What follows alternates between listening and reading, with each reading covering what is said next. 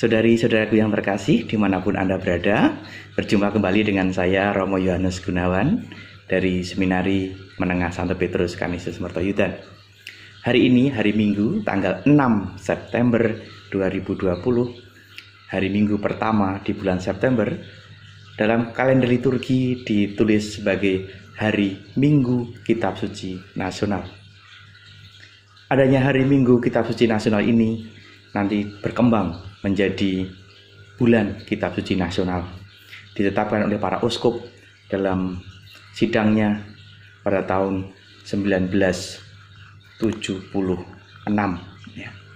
Di mana di situ dalam sidangnya para uskup menetapkan mulai tahun 1977 minggu pertama bulan September sebagai hari Minggu Kitab Suci Nasional, dan kemudian dalam perkembangannya selama bulan September dijadikan sebagai bulan Kitab Suci Nasional hingga saat ini.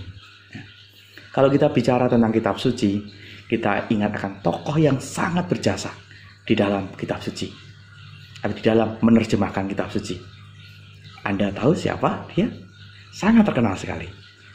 Santo siapa? Hieronymus, ya. Santo Hieronymus mempunyai jasa yang sangat besar, punya sumbangan yang besar dengan menerjemahkan Kitab Suci. Beliau menerjemahkan Kitab Suci dari bahasa Yunani, bahasa Ibrani, bahasa Aram ke dalam bahasa Latin.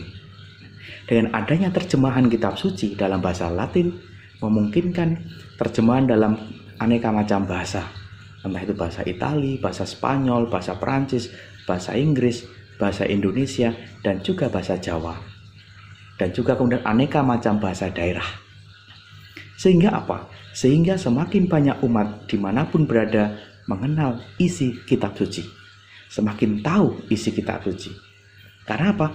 Ditulis atau diterjemahkan di dalam bahasa daerahnya, bahasa yang dia kenal dan dia pahami. Santo Hieronymus sendiri mempunyai keyakinan, ya. Beliau pernah mengatakan, siapa yang tidak mengenal Kitab Suci berarti tidak mengenal Kristus. Ignoratio scripturarum, ignoratio Christi est.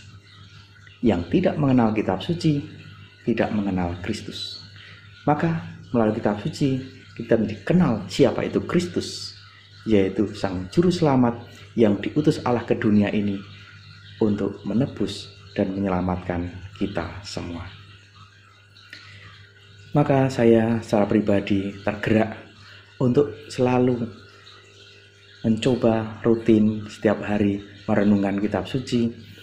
Lalu saya ambil satu ayat, saya limbang-limbang, saya renung-renungkan, lalu coba saya bagikan kepada umat melalui media sosial, entah itu melalui Facebook atau melalui WhatsApp. Dan dari satu ayat itu saya kembangkan, lalu saya rangkai sehingga bisa menginspirasi umat.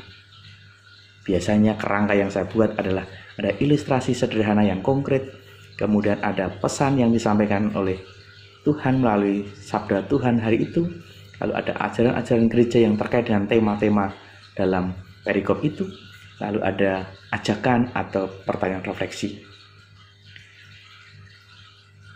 Tanggapan umat cukup positif, ya.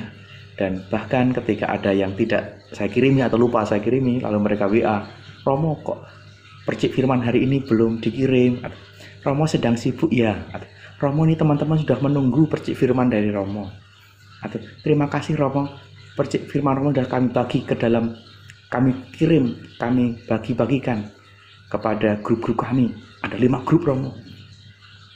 Tentu ini bagi saya sesuatu yang baik, ya. Bagaimana umat mencoba mencintai Kitab Suci, merenungkan sabda Tuhan, dan membagikannya, ya.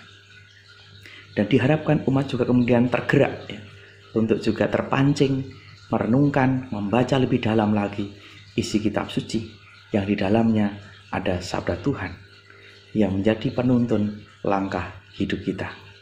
Saya pernah membuat sebuah buku, kumpulan percik firman yang diterbitkan oleh Canisius, ya. Tanggapan umat cukup baik, ya. Dan bahkan Romo kapan terbit yang jilid kedua. Doakan saja ya, semoga dan waktu dekat bisa terbit. Saudara-saudaraku yang terkasih, mari kita mohon untuk kepada Tuhan agar kita semakin berani merenungkan sabda Tuhan, membaca kitab suci, sehingga hidup kita diterangi oleh sabda Tuhan sendiri. Di tengah pandemi COVID-19 ini, kita tetap gembira, kita tetap semangat, kita tetap punya harapan. Karena orang beriman adalah orang yang punya harapan. Saya berdoa untuk Bapak Ibu, saudara-saudari yang sedang bergulat karena pandemi COVID-19 ini. Semoga Tuhan menguatkan panjenengan semua, memberi semangat Anda, dan menyembuhkan Anda yang sedang sakit. Tuhan Yesus memberkati dan Bunda Maria merestui. Berkah dalam.